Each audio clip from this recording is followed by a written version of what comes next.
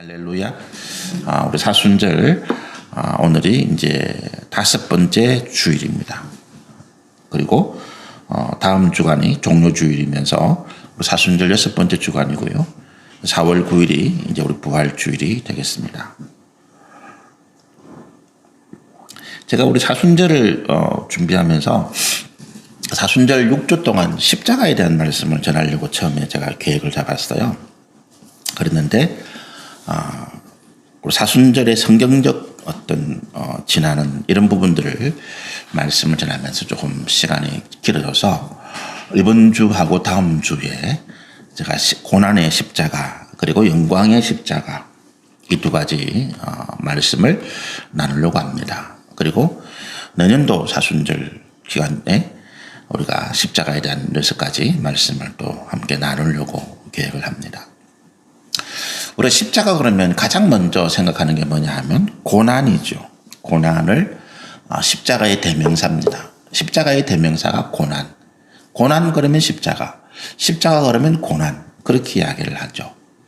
그러면서 우리가 예수님의 십자가를 이야기하면 대부분 이렇게 말씀합니다. 내 죄 때문에 예수님이 대신 십자가를 지셨다. 예수님의 십자가의 고난은 나 때문이다. 내 죄 때문이다. 이렇게 고백합니다. 이것만 해도 굉장히 훌륭하죠. 어떻게 생각하면 방금 제가 드린 이 말씀이 예수님의 십자가는 나의 죄 때문이다라고 하는 이것 자체가 우리 신앙의 처음이고 시작이고 출발이다라고 하는 거죠. 이게 제대로 이루어지지 않으면 이 고백, 이 다짐, 이 믿음이 내 가운데 세워지지 않으면 그 다음부터 우리의 신앙생활이라는 것은 오로지 내 육신의 정욕과 탐욕을 위한 기복신앙으로 갈 수밖에 없는 그런 것입니다. 예수님의 십자가가 그 고난이 당하심이 내 죄 때문이다라고 하는 부분들. 그래서 우리가 이 죄에 대한 문제를 가지고 이 땅에서 신앙생활을 해나가고 이 땅에서 믿음생활을 해나가는 것이 사실은 우리 신앙생활의 핵심이거든요. 죄와의 싸움이라고 하는 것입니다. 우리 신앙의 구원의 완성이라고 하는 것은 이 죄와의 싸움에서 온전한 승리를 이룬 우리가 받게 되는 것이 우리가 구원의 완성이라고 표현되기도 하기 때문에 그렇습니다. 그러면 우리가 고난이란 도대체 무언가라고 이야기하면 이것도 여러 가지 이야기할 수 있죠. 십자가의 고난이라고 이야기할 때 고난이 뭔가? 우리가 흔히 고난 그러면 괴로움과 어려움, 이게 고난의 사전적인 의미입니다. 그 사전에 고난의 뜻이 한자잖아요. 이 한자가 괴로울 고자에 난이 어렵다는 뜻이에요. 굉장히 어렵다, 어지럽다, 어렵다 이 난자입니다. 그래서 고난 그러면 괴롭고 어려운 것이 고난입니다. 그런데 좀 더 구체적으로 고난이 어디에서 무엇을 우리가 가져오느냐 하면 우리의 정신적이고 육체적인 고통을 가져옵니다. 우리가 고난을 내가 기쁨으로 은혜로 생각하는 그런 그리스도인들의 성숙한 믿음을 우리가 많이 이야기합니다. 고난이 더 고난이 아닌 것이죠. 왜 그렇습니까?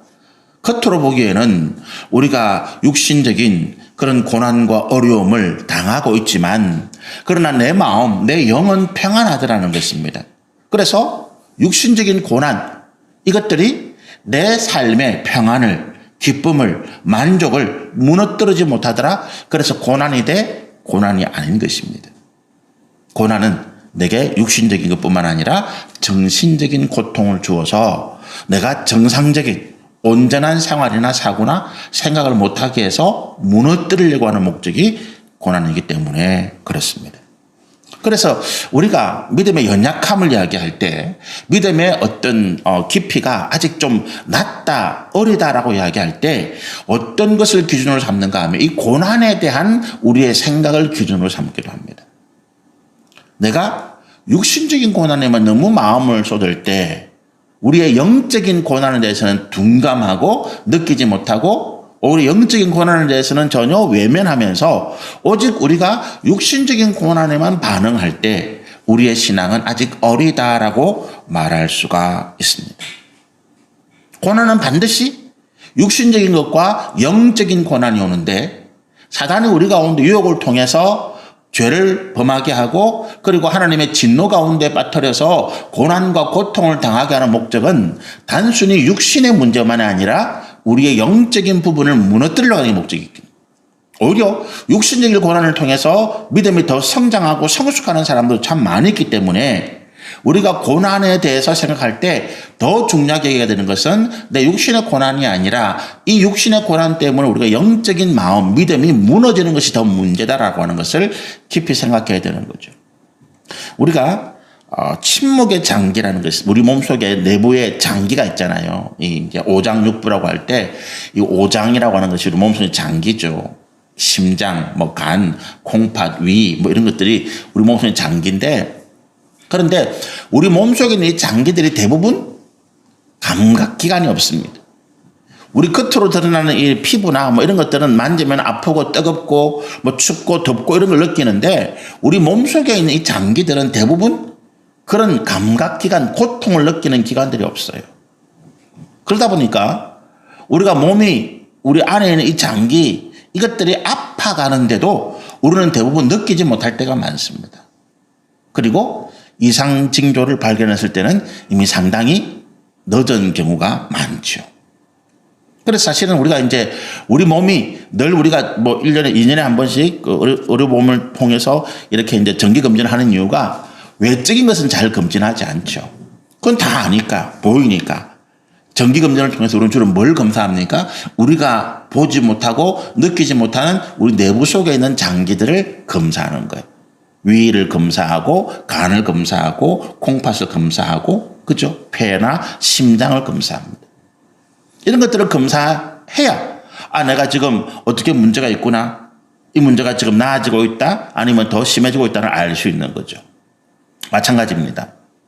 우리가 고난을 당하지 않는다 하더라도 내가 지금 평안하다 하더라도 육신적인 문제나 육신적인 고통이 내게 전혀 없다 하더라도 우리가 늘 관심을 가져야 되는 것은 뭐냐면 영적인 문제예요. 오히려 내가 너무 편안하기 때문에 오히려 내게 어떤 육신적인 고난이나 고통이 전혀 없기 때문에 내 영적인 문제가 더 심각할 수도 있다는 것입니다. 그런 것들을 되새겨보는 것이 이번 사순절의 목적이다. 그렇게 말씀을 드리는 거죠. 평상시에 우리가 계속해서 말씀을 통해서 기도를 통해서 우리 영적인 부분, 우리 마음을 계속 관조한다는 거예요. 객관적인 입장에서 들여다봐야 된다는 거죠. 주관적 입장이 아닙니다. 나는 괜찮아. 나는 잘 되고 있어. 나는 이렇게 기쁜데 뭘. 이건 아니라고 하는 거예요. 관조라고 하는 것은 객관적인 입장에서 들여다보는 거예요. 그게 뭡니까? 말씀을 통해서.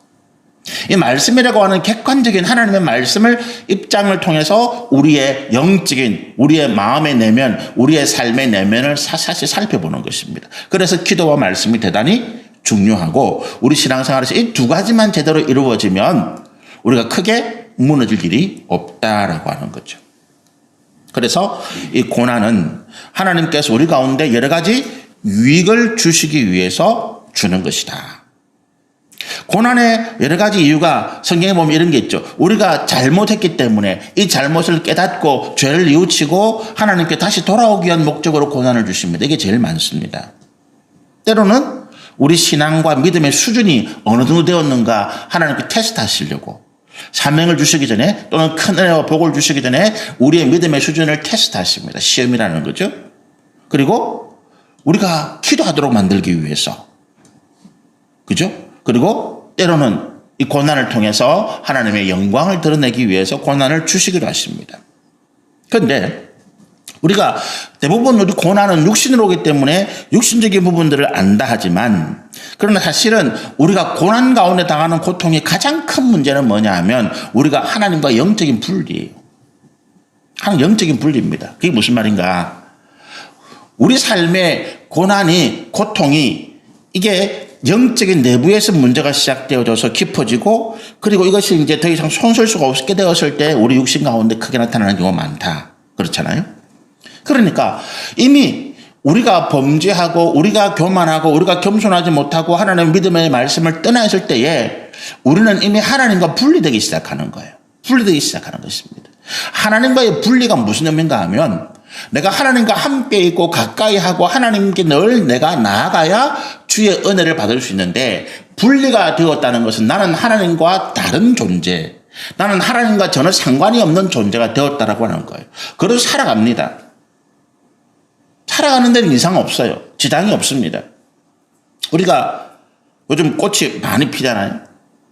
꽃 꺾어서 꽃꽂이 합니다. 꽃꽂이 해놓았는데 그 꽃이 일주일 보름 관리 잘하면 살아있어요. 근데 그것이 뿌리, 근본과 분리되어졌기 때문에 실제로는 죽은 것과 똑같다는 거죠. 그것이 우리 영적인 분리입니다. 꽃꽂이 되어 있는, 분리되어 있는 것과 함께 되어 있는 것과의 차이점이 뭡니까? 분리되어 있는 것은 성장하지 못하고 열매를 맺지 못한다는 거예요. 우리 삶이 하나님과 분리되어지고 우리가 하나님의 거룩한 어떤 본체, 하나님의 본질과 함께하지 못할 때는 우리 안에 성장과 하나님이 기뻐하시는 믿음의 열매를 맺을 수가 없더라는 거예요. 예수님이 포도나무 비유에서 그 말씀하시잖아요. 너희가 내게 붙어 있으면, 감람나무가 포도나무가 내게 붙어 있으면 그 원둥치, 뿌리, 그 본질에 붙어 있으면 열매는 저절로 맺힌다는 것입니다.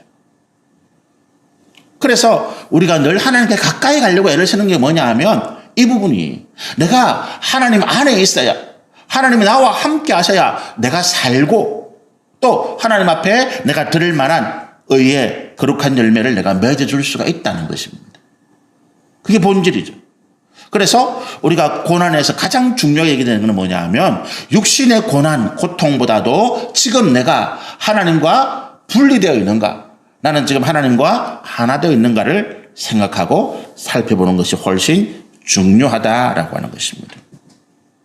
말할 것도 없이 우리 고난의 원인은 사람들의 죄 때문입니다. 그런데 오늘 이제 우리가 이 이사야서 53장 1절에서 6절의 말씀을 읽은 이 말씀에는 이사야 선지자가 예수님이 탄생하기 전에 800년 전에 살았던 선지자입니다. 그죠? BC 8세기경에 남쪽 왕국 유다에서 활동한 선지자가 이사야예요.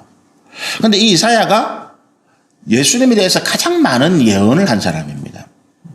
하나님의 말씀에 따라서 그가 예수 그리스도 이 땅에 오실 구원자에 대해서 가장 많은 예언의 말씀을 이 이사야 성경에 남겼는데, 특히 이 이사야 53장은 다른 어떤 예언서에 없는 특이한 어떤 내용의 말씀을 가지고 있는데, 그것이 뭐냐 하면 고난받는 메시아라고 하는 거예요. 고난받는 메시아. 이 고난이라는 말과 메시아라는 말은 전혀 어울리는 말이 아닙니다, 사실은. 고난은 누가 받는다고요? 죄인인 우리가 받는 게 고난이라는 거지. 그럼 메시아는 어떤 존재입니까? 이 땅에 오시는 하나님, 구원자이신 하나님을 우리가 메시아라고 이야기하는데, 그리스도라고 이야기하는데, 하나님이 이 땅에 오신 목적은 영광을 받으시려고 오시는 것인데, 영광을 받기 위해서 오시는 하나님이 고난을 받는다? 이거는 전혀 어울리는, 상상할 수도 없는 말이라는 거예요. 그런데 이사야가 800년 전에 하나님의 계시의 말씀을 통해서 이 땅에 오신 메시아는 고난을 받는 메시아다라고 예언을 한 거죠. 이 말씀이 유대인들에게 먹혔겠습니까? 안 먹히는 거죠. 아마 이 말씀을 이사야가 전했을 당시에 이사야는 거의 돌팔매질을 당했을지도 몰라요.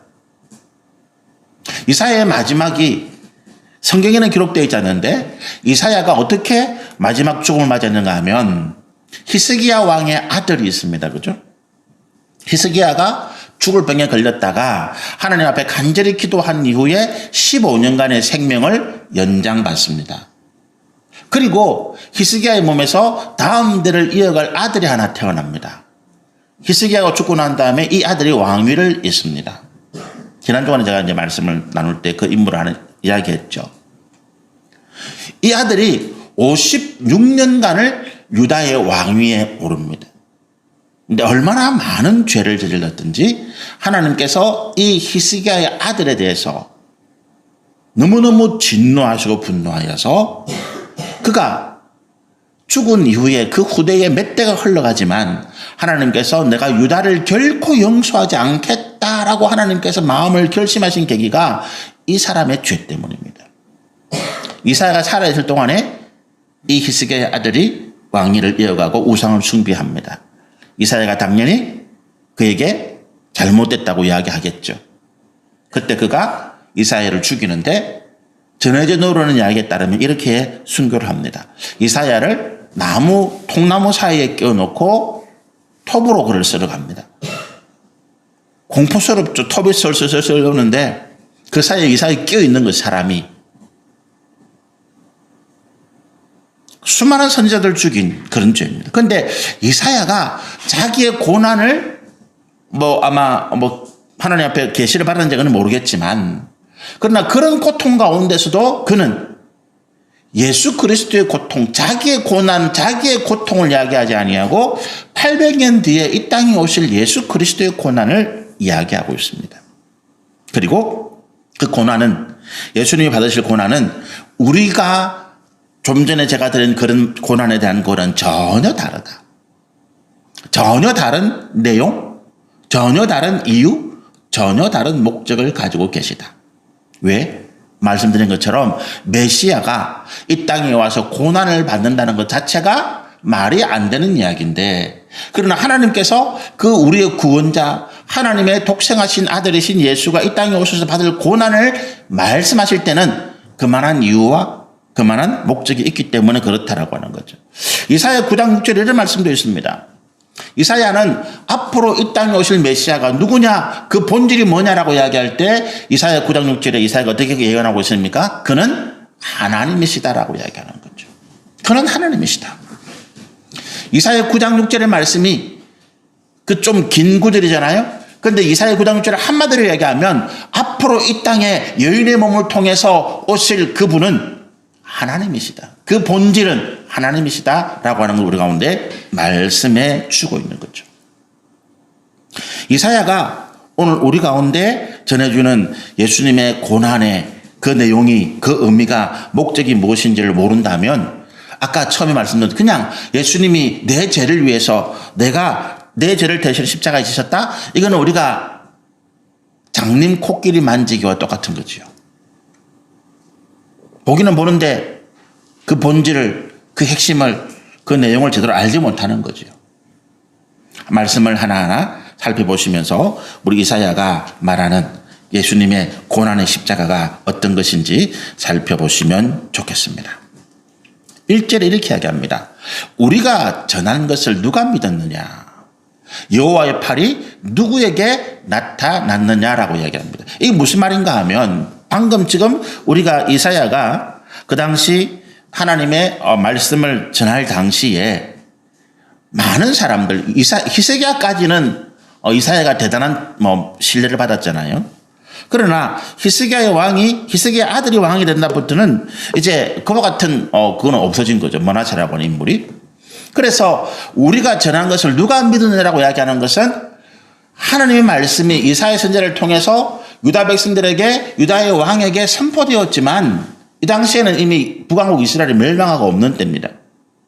아수르에게 멸망하고 없고 남쪽 유다만 남아있는 상황이에요. 그래서 이사야가 전한 말씀은 북쪽 왕국까지는 가지 않고 남쪽 왕국 예루살렘을 중심으로 한 유다 백성들에게 전하고 지고 있는데 아무도 믿지 않았다는 거예요.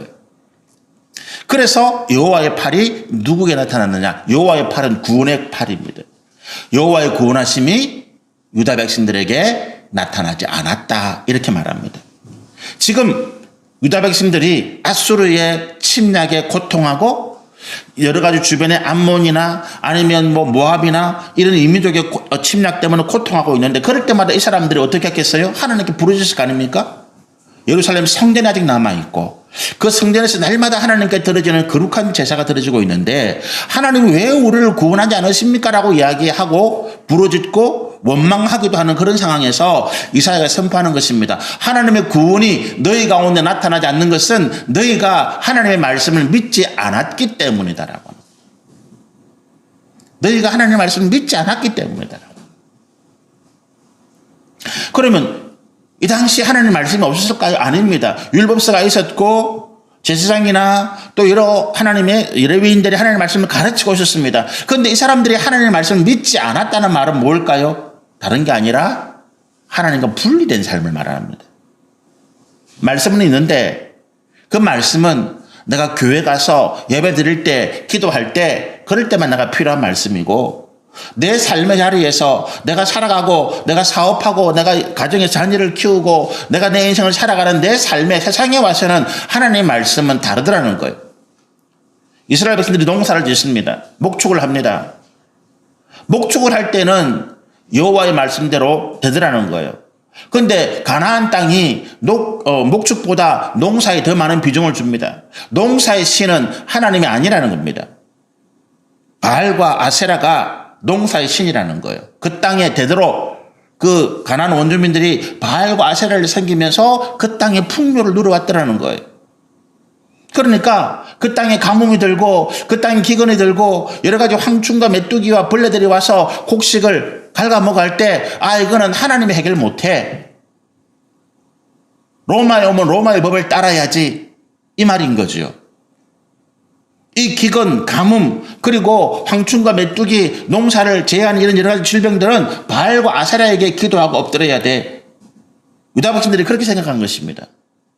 그래서 그들이 성전에서 그들의 필요를 따라서 여호와께 구할 것은 여호와께 구하고, 또 내 삶에 있어서 세상의 법칙과 세상의 어떤 사람들의 경험을 따라서 세상의 우상들, 세상의 방법을 따라갈 것은 그렇게 따라갔다는 것입니다. 여러분, 우리 삶에 왜 이 고난의 문제가 해결되지 않느냐? 이 문제에 있어요. 내가 예수를 믿는데, 내가 하나님을 믿는데, 그런데 내가 직장에서 승진하려면, 내 자녀가 좋은 대학을 가려면, 내 사업이 잘 되려면 내가 세상의 인간관계나 세상의 여러 가지 방법들을 따라가야 된다는 거예요. 교회에서 기도하는 거는 목적이 뭡니까? 내 사업 잘 되고 내 자녀 잘 되고 내 가정이 잘 되기를 바라는 거잖아요. 제가 지난주 금요일 날 어제 아래 극동방송에 기도를 하러 가면서 거기에 이런 기도가 하나 올라왔어요. 어떤 어머니가 내 자녀가 지금 조울증이 심해서 약을 먹다 보니까 부작용이 와서 살이 많이 쪘습니다. 하나님 이 부작용 없게 해주세요. 제가 그 기도를 보면서 이런 이야기를 했습니다. 제가 극동방송 가서 기도하면서 여러분 그런 이야기 하잖아요. 우리가 어떤 몸에 질병이 생기고 문제가 생겼을 때 하나님께 기도도 하지만 우리가 병원에 가서 치료받아야 된다고 저는 이야기해요. 그게 일반적인 은혜가 병원이나 과학이나 의학의 인류의 어떤 문명의 발전 가운데 우리를 평안하게 하시는 하나님의 일반적인 은혜가 있기 때문에 그렇습니다. 그런데 중요한 건 뭐냐 하면 그거는 보조적인 수단이라는 거예요. 하나님이 주라는 것입니다.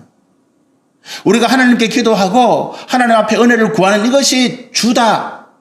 이것이 먼저다. 이것이 우선이다. 그것이 되지 아니하고 내가 병에 걸렸으니까 병을 찾고 내가 아이가 성적이 안 좋으니까 유명한 강사를 찾아가고 이것을 먼저 한다면 주종이 바뀐 것이다. 우리가 우울증에 걸려서 약을 먹는 것은 보조적인 수단이라는 거예요. 주는 뭡니까? 내가 하나님 말씀 앞에 나를 새롭게 하고 기도하면서 내 흐트러진 믿음을 바로 세우는 거죠. 왜 자꾸 우울증 때문에 고통받습니까? 내 마음의 중심이 바로 서 있지 못하기 때문인 거예요. 그런데 내가 지금 여러 가지 어떤 정신적인 스트레스나 이런 상황 때문에 내가 마음이 흥분되고 다운되어서 하나님의 말씀에 집중하지 못하잖아요. 기도하는데 내가 안 되잖아요. 자꾸만 마음이 다른 데 가니까 약물을 통해서 보조적인 수단을 통해서 내 마음을 먼저 좀 평안하게 하고 그 다음에 주의 말씀 앞에 집중하도록 하기 위해서 약물을 쓰는 것이지 밖에서는 안 된다는 거지요. 마찬가지입니다, 여러분. 우리가 세상에서 자녀를 잘 키우고 내 사업이 잘 되고 내가 건강하게 지내고 내 인생이 복되게 하고 싶다. 그 주는, 그 원인은, 그 근원은 어디에서 와야 됩니까? 하나님 앞에서, 하나님 말씀에서 와야 되는 거예요. 세상이 뭐라 하든, 우리 아들 요번에 1등급 받았는데 저 학원 가니까 좋다더라. 요 학원은 파이더라. 그래서 요 학원 옮기를, 그거는 그렇게 하든, 어떻게 하든, 내 마음의 중심은 하나님 앞에 있어야 된다는 거예요. 내 마음의 중심은 하나님 앞에 있고 내가 예배하고 기도하고 하나님 말씀 앞에서 믿음으로 진실되게 살아가는 이 삶의 근원은 흔들려서는 안 된다. 그 다음에 학원을 바꾸든 병원을 바꾸든 사업의 방법을 바꾸든 그거는 그 다음 문제인 거죠. 내 마음에 하나님 앞에 믿음의 근본이 흔들리지 않는다는 무슨 말입니까? 나는 어떠한 유혹에도 범죄하지 않겠다는 것입니다. 건강 때문에 범죄할 수 있습니다, 여러분. 내 자녀의 문제 때문에 범죄해요. 내가 사업이 잘 되기 위해서 직장이 승진하기 위해서 범죄합니다. 우리 지금 정치권에 드러나는 민낯들을 보면서 이 사람들의 정권을 잡기 위해서 도대체 어떤 범죄까지 할 수 있는가 우리 정말 놀라고 있잖아요. 근데 그 가운데 그런 정치인들, 그런 경제인들, 그런 사회인들 가운데 하나님의 말씀 가운데 그 중심이 굳건한 사람이라면 나는 대통령이 못 되어도, 나는 국회의원이 못 되어도, 나는 내 사업에 실패해도 하나님의 말씀을 떠나서 범죄하지 않겠다는 그 중심이 굳게 쓴 사람이라면 그렇게 하지 않을 것이라는 거지요. 이사야 53장 1절에 그 이야기합니다. 우리 가운데 은혜가 없고 우리 가운데 하나님 주시는 참된 복이 없는 이유는 뭐냐? 하나님의 구원하심이 없기 때문이 아니라, 하나님의 팔이 짧아서 우리를 구원하실 능력이 없기 때문이 아니라 우리가 하나님을 믿지 못하고 있기 때문이다라고 하는 것입니다. 하나님의 말씀의 중심 가운데 우리가 서지 있지 못하기 때문에 그렇다라고 하는 것입니다. 그러면서 그럼 하나님의 말씀의 우리 그 핵심, 믿음의 핵심이 뭐냐? 2절부터 나타나는 거죠. 그는 이야기합니다. 갑자기 그 이야기합니다. 이 그가 누굽니까? 이사야 당시에 800년 뒤에 이 땅에 오실 예수 그리스도, 우리의 구원자를 이야기하는 거예요. 그는 왜 우리가 하나님의 말씀을 못 믿느냐? 그가, 우리의 구원자가, 우리의 메시아가, 이 땅에 나타나는 하나님의 역사가 우리 눈에 안 차기 때문이다. 제가 지난주에 말씀을 묵상하면서 엘리야와 엘리샤의 내용을 많이 썼습니다. 엘리야가 왜 실패했다고요? 그는 갈멜산에서 보여줬던 하나님의 능력이 부족했다고 느낀 거예요. 갈멜산에서 하늘에서 불이 떨어져 내려오고 비가 내려왔는데 이세벨이 거기에는 조금도 기가 안 죽고 너 내일이면 내가 너를 죽일 거야. 그 말에 엘리야가 넘어집니다. 아, 이 능력 가지고는 저 이세벨을 걷기가 부족하구나. 그거 느낀 거예요. 그래서 하나님은 호렙산으로 그를 부릅니다. 그 앞에서 하나님은 어떻게 보여줍니까? 큰 바람, 온 세상을 태산이라도 무너뜨려 바람이 지나가는데 하나님 거기 안 계시더라. 지진이 일어나서 온 땅을 흔드는데 거기도 하나님이 안 계시더라. 불이 일어나서 온 세상을 태울 것 같은데 거기 하나님이 안 계시더라. 성경이 표현하잖아요. 엘리야가 원한 것은 큰 바람, 지진 같은, 불 같은 그런 더 큰 능력이 원하는지 모르겠는데 하나님은 거기에 함께하지 않으시더라는 것입니다. 그런데 아주 세미한, 거의 들릴 듯 말듯한 아주 미약한 음성이 들리는데 거기에 하나님이 계시더라는 거예요. 엘리야의 실패가 어디 온다고요? 그가 더 큰 능력, 그걸 의지하려고 했기 때문이라는 거죠. 능력과 하나님의 말씀은 다릅니다. 엘리사가 엘리야의 2배, 갑질의 능력을 구했는데 이유는 뭐라고요? 엘리야가 실패했는데 나는 그보다 2배의 능력이 있어도 될까 말까입니다. 하나님 그 이야기하고 있거든요. 그런데 말씀이 끊어진 그 상황에서 이스라엘이 망할 수밖에 없더라는 거예요. 하나님 말씀이 우리 가운데 도대체 뭡니까? 하나님 말씀대로 해가지고 뭔가 될까라고 하는 의심을 우리 참 많이 가집니다. 이 성경 말씀대로 해가지고 될까 도대체? 될까? 우리가 늘 갖는 의문이, 우리 육신 가운데 근본적인 의문이 내가 이 말씀대로 살아서 정말로 제대로 될까라고 하는 거예요. 없다고요? 우리 선택을 보면 알아요. 내가 지금 뭘 선택하는지가 내 그런 마음을 드러냅니다. 믿는다 하면서 우리는 엉뚱한 짓 하고 있잖아요. 그게 어디서 오느냐고? 내가 하나님의 말씀을 근본적으로 못 믿고 있다는 거예요. 기다려야 되는데 못 기다리잖아요. 조급한 마음으로 달려가고. 2절의 말씀은 그겁니다. 그는, 우리의 구원하심은, 하나님의 말씀은 어떻다고요? 연한 순 같고 마른 땅에서 나온 뿌리 같아서, 이게 뭡니까? 곧 시들시들해가지고 이게 제대로 자랄라나, 될성 부른 나무는 떡잎부터 알아본다 그랬는데 이건 떡잎 자체가 노래가지고 이게 뭐 제대로 될지 안 될지, 이걸 물을 줘야 되나 말아야 되나, 뽑고 다른 걸 심어야 되나, 이런 마음을 생기게 할 때 그렇더라는 거예요. 그 모양도 없어. 풍채도 없어. 우리가 보기에 뭐가 없다고요? 흠모할 만한 것이 아무것도 없더라는 거예요. 그러니까 뭡니까? 안 믿는다는 거지. 뭔가 좀 그럴듯한 게 있어야 믿을 만한 게 있어야 믿겠는데 이거는 뭐 모양도 그렇고 뭐 형태도 그렇고 풍채도 그렇고 뭐 제대로 될 것 같은 이런 느낌이 안 든다는 거죠. 목사님이 아무리 목 터지게 두드려봐야 될 거 안 같다는 거예요. 안 될 것 같다는 거예요. 그러니까 어떻게 해요? 안 믿는다는 거지. 내가 필요할 때는 찾아와서 하나님 이렇게 하다가도 실제로 내가 어려움을 당하면 안 믿는다는 거예요. 오히려 그럴듯한 그런 말을 하는 사람들, 그죠? 아, 나한테 와서 기도 받으면 뭐 사업이 잘 되고 자녀를 낳고, 그 큰 소리 치는 사람들이 우 갑니다. 왜 가요? 일단 믿을만 하니까. 큰 소리 치고 있으니까. 일단 믿을만 하니까. 아, 저는 뭐 능력이 저는 없고 하나님 앞에 기도하면 되겠습니다. 그건 별로. 나도 기도하는데 뭐, 특별히 당신한테 기도 받을 게 뭐 있어? 나만이 그랬단 말이죠. 야, 내가 이 요단강, 이 더러운 물, 여기에 와서 내가 씻을 바에야 우리 아람에 얼마나 좋은 물이 많은데 거기서 씻지 내가 뭐 하려고 내가 이 먼 길까지 와 이게 모욕할 거라 내가 여기 왔냐? 아, 안 한다는 거예요. 이게 뭡니까? 하나님 말씀에 신뢰감이 안 생기다라는 것입니다. 모양, 풍채, 여러 가지 모습 보니까 이것 가지고 되겠나라고 하는 것입니다. 그런데 왜 하나님이 그렇게 하실까요? 그게 믿음의 비밀이 있는 거죠. 그게 믿음의 비밀이 있는 거죠. 그 배후를 뚫고 볼 수 있는 우리 믿음의 본질입니다. 이게 하나님으로부터 나왔다는 거예요. 이게 하나님의 말씀으로부터 이루어졌다는 거예요. 그러니까 어떻게 해요? 내 생각, 내 판단, 내 경험, 내가 가지고 있는 지식으로 할 게 아니라 이게 하나님으로부터 나왔다면, 이것이 하나님의 말씀으로부터 이루어졌다면 나는 어떻든 간에 믿는 것이 합당하다라고 하는 것입니다. 우리에게 그걸 말씀하시는, 그걸 시험하시는 거예요. 예수 그리스도가 하나님의 구원자로 이 땅에 오셨다는 거예요. 목수, 직업이 목수입니다. 뭐 별 볼 없는 직업이잖아요. 뭐 학벌도 없어. 가문도 시원찮아. 이 말씀 보면 예수님이 아주 미남이고 잘생긴 분 같지는 않아. 이 말씀대로 보면 그죠? 그냥 그저 뭐 우리가 어떻게 표현하면 될까요? 그냥 뭐 평범하다 아니면 그 이하?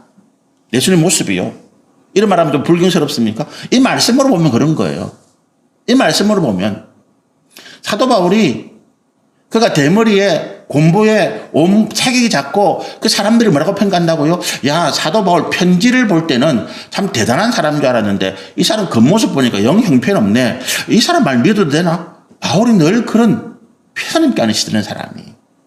이스라엘 백성들이, 유다 백성들이, 예루살렘 사람들이 예수님 볼 때 그런 사람이 가진 거죠. 예수님이 아주 키도 크고 잘생기고 아주 뭐 왕처럼 장군처럼 덩치도 좋고 한마디 한마디가 뭐 우렁차고 이러면 사람들이 와, 뭐 대단한가 보다.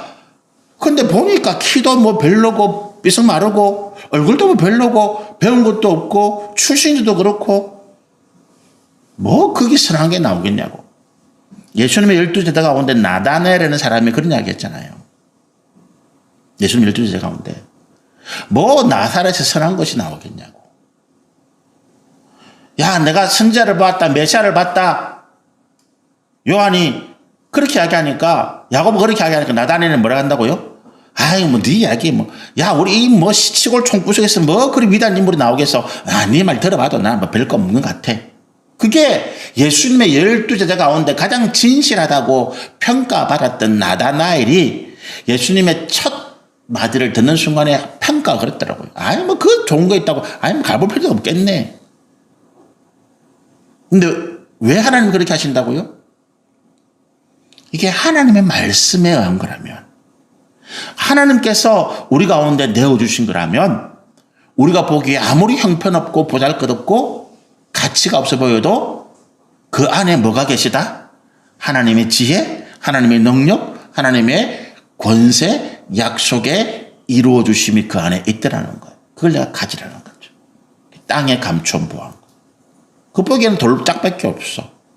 그런데 그 안에 뭐가 있는 없느냐를 발견하고 깨닫는 사람은 다르더라는 것입니다. 그러고 나니까 그다음 어떻게 돼요? 사람들, 예수님의 고난이 이제 그때부터 오는 거예요.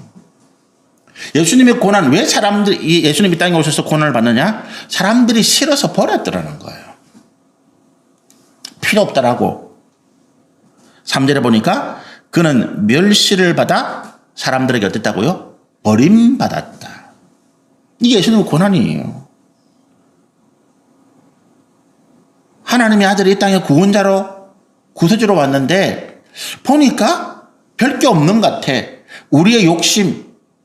우리 지난주 오후 예배 때 전도사님이 우리 박재민 전도사님이 그 종료주일 예루살렘에 들어가시는 왕이신 예수님의 말씀을 전했는데 왕이 적어도 예루살렘을 구원할 만한 로마를 물리칠 만한 그런 왕이라면 뭔가 그래도 좀 군대도 뭐 몇백 명, 몇천 명도 데리고 또 뭐 아주 좀 복장도 이렇게 하고 들어와야 되는데 나귀 새끼 한 마리 타고 초라하게 들어오니까 못 모르는 사람들은 호산나 했지만 좀 아는 사람들은 아이고야 기가 찬다. 아이고야 기가 찬다 이랬을 거 아니에요. 뭐 모르는 사람들은 호산나 했어. 근데 좀 아는 사람들은 야, 내 저 붙었다는 큰일 나겠다. 아예 생각을 하지 말아야 되겠다. 그리고 멸시하고 네가 왕이가, 네가 선지자가 그러면서 십자가에 못 박도록 내버린 거잖아요. 그게 예수님의 고난받는 이유입니다. 우리가 버린 거죠. 우리를 위해서, 우리 죄를 위해서 오신 예수님을 우리가 버렸더라. 그 다음 어떻게 합니까? 그 버림받은 이후에 간고, 고통을 많이 겪었고 질고를 알고 그리고 고통 가운데 부르짖을 때에 그 뒤에 3절의 하반절의 말씀이 뭡니까?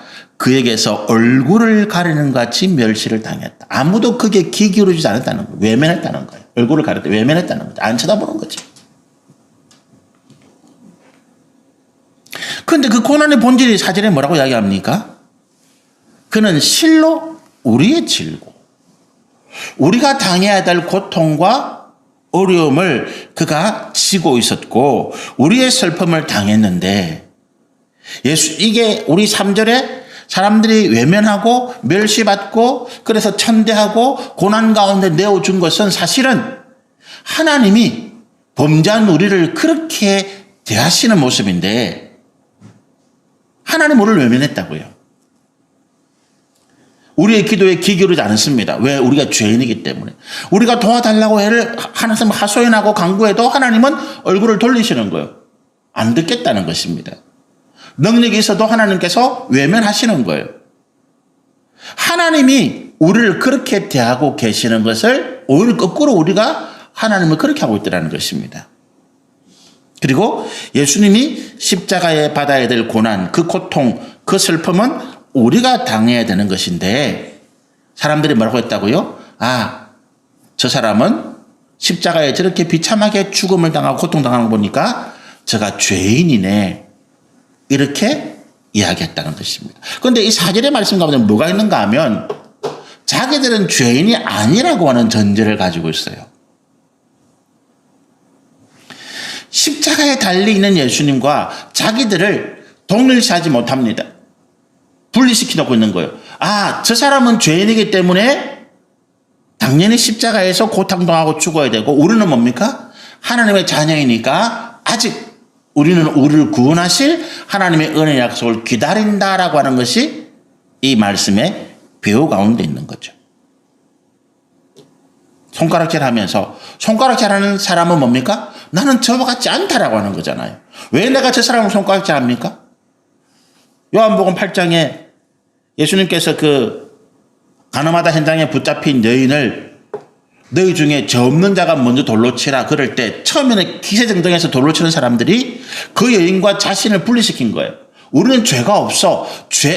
당연히 죄가 없는 우리가 저 범죄한 여인을 돌로 칠 수 있는 권리, 정죄할 수 있는 권리가 있지 돌을 치려 할 준비를 하는데 예수님의 말씀 가운데 그들의 죄가 깨달아진 거죠. 우리는 저 여인을 정죄할 자격이 없구나. 저 여인은 밝혀진 죄인이고 우리는 감추어진 죄인이구나. 우리가 다른 사람을 손가락질합니다. 왜 손가락질한다고요? 나는 그와 같은 잘못을 안 했기 때문에 나는 그와 같은 비난을 받을 사람이 아니고 너는 비난받을 자야 손가락질한다는 거예요. 그 이야기를 4절에 하고 있습니다. 아직도 우리는 우리의 죄를 조금도 깨닫지 못하고 있더라. 그 상황을 보면서도 우리는 죄가 없더라 라고 하는 것입니다.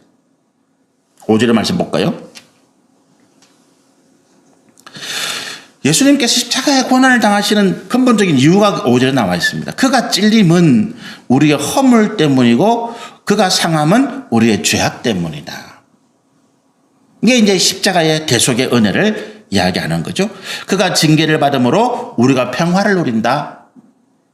여기에 대해서는 아주 깊은 어떤 하나님의 메시지가 있는데 짧게 이야기하면 십자가의 대속의 은혜로 인해서 우리가 하나님과 원수되었던 하나님의 진노와 고통 가운데 고난받아야 될 것을 면제받고 우리는 진노와 고통 대신에 하나님의 은혜 가운데 평안을 누리게 되었다라고 하는 것입니다. 그가 채찍을 맞음으로 우리가 나음을 받았다. 똑같은 이야기입니다. 그래서 십자가의 대속의 은혜는 단순히 우리의 죄를 대속하는 것일 뿐만 아니라 우리에게 하나님의 은혜와 화평과 고침과 그리고 하나님의 주시는 회복의 역사가 이 십자가 안에 있다라고 하는 거예요. 그래서 제가 이번 사순절의 말씀을 전하려고 할 때 십자가 6가지를 이야기했는데 고난의 십자가, 대속의 십자가, 화목의 십자가, 구원의 십자가, 승리의 십자가, 영광의 십자가입니다. 그게 이 5절에 있는 거죠. 그가 우리의 죄를 대신해서 찔림과 고통을 당했고 우리가 예수님의 십자가의 대속의 은혜로 평화를 누리고 우리는 나음과 고침과 회복과 하나님 앞에 은혜를 승리를 얻었다라고 하는 것입니다. 이게 예수님 십자가예요.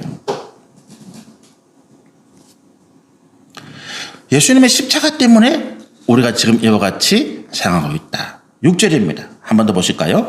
우리는 다 양 같아서 그릇 행하여 각기 제거리로 갔거늘 여호와께서는 우리 모두의 죄악을 그에게 담당시키셨도다. 이게 이제 5절은 예수님의 십자가를 통해서 우리 가운데 주시는 은혜를 이야기하는 것이고 6절은 이 십자가를 통해서 하나님께서 우리 가운데 원하시는 목적이 있습니다. 그게 뭡니까? 우리 각자가 다 각기 제 길로 자기의 길, 죄의 길, 자기가 옳다고 생각하는 그릇된 길로 갔는데 이 십자가를 통해서 하나님 어떻게 하신다고요? 하나님 앞에 진리의 길로, 생명의 길로, 구원의 길로 올 것을 원하시더라. 그래서 십자가가 문이더라. 예수님이 내가 곧 길이요, 진리요, 생명이다 말씀하신 것이 이 부분이에요. 십자가가 단순히 우리 가운데 대속의 은혜만 주시는 것이 아니라 그것으로 끝나는 것이 아니라 이 십자가를 통해서 예수님의 구원의 은혜를 통해서 우리는 마침내 하나님께로 갈 수 있는 길을 찾고 보고 깨닫게 되었다라고 하는 것입니다. 우리에게 남은 것이 있다면 이 부분이죠. 6절입니다. 우리가 예수님의 대속의 은혜를 통해서 고침받고 주님 안에 화평을 누리고 그리고 또 어떻게 한다고요? 내가 지금 나음을 누리고 주의 은혜 가운데 내가 기쁨과 감사한 삶을 살고 있습니다. 이것으로 끝나는 것이 아니라는 거예요. 대부분의 사람들이 여기에 만족하더라고요.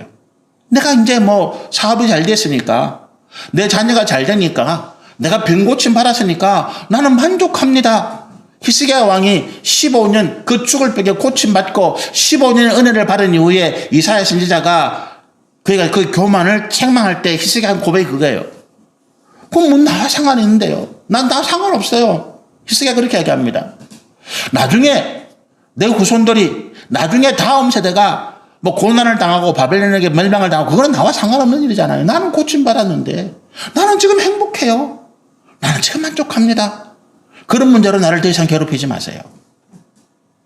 우리가 하나님 앞에 은혜를 받고 하나님 앞에 우리가 믿음으로 사명을 간다고 할 때 그게 좀 부담이 돼요. 솔직하게. 어떤 헌신, 희생이 우리 가운데 필요하기 때문에 많은 사람들이 이렇게 이야기합니다. 목사님 더 이상 저에게 부담 주지 마세요. 저는 만족해요. 이걸로. 더 이상 내가 더 큰 은혜 받을 마음도 없어요. 나는 여기에 만족합니다. 목사님. 하나님 나에게 만족해요. 그런데 예수님께서 십자가 대속의 은혜를 주신 목적이 이게 아니라고 하는 거예요. 6절입니다. 여전히 우리는 그렇게 생각한다면 그릇된 길로 가고 있더라. 히스기야가 그 아들 므낫세를 낳았는데 너무 사랑해서 죽음 가운데 다시 태어난 아들 얼마나 오냐 키웠겠습니까? 하나님도 없는 거지. 말씀도 없는 거지. 그릇된 길로 가는데 책망을 안 하는 거예요. 여러분, 우리가 이 땅을 살아가는 동안에 언제든지 우리는 뭘 할 수 있다고요? 다시 범죄할 수 있고 유혹할 수 있고 우리가 실패할 수 있는 그 길을 갑니다. 아직 하나님 앞에 구원이 완성이 된 게 아니에요. 그래서 여전히 우리에게는 이 대속의 십자가뿐만 아니라 내가 하나님께 내 죄사함을 받아서 그걸로 끝이야가 아니라 나는 여전히 이 고난의 십자가가 내게 필요합니다. 하나님께서 고난을 왜 우리 가운데 주신다고요? 우리를 바른 길로 인도하기 위해서. 우리의 믿음의 완성을 위해서. 그래서 내가 오늘도 이 주님의 십자가 고난을 묵상하면서 내가 바른 길, 이 예수의 십자가 외에는 내가 하나님의 진리, 그 은혜, 그 구원의 완성 가운데 갈 길이 없으니까 내가 오늘도 나의 십자가를 지겠습니다라고 하는 각오와 결단이 필요한 것입니다. 그 이유가 이거예요. 그 길을 가야 영광이 있습니다. 다음 주에 제가 영광의 십자가에 대해서 말씀을 드리려고 합니다. 고난만 생각하니까 십자가 너무 힘들어. 고난. 근데 고난을 통과해야 영광이 있다. No cross, no crown이죠. 고난이 없으면 영광이 없는 것입니다. 고난의 십자가에 대한 말씀을 우리 함께 나누시면서 다음 주에는 제가 영광의 십자가에 대한 말씀을 함께 나누려고 합니다. 같이 기도하겠습니다.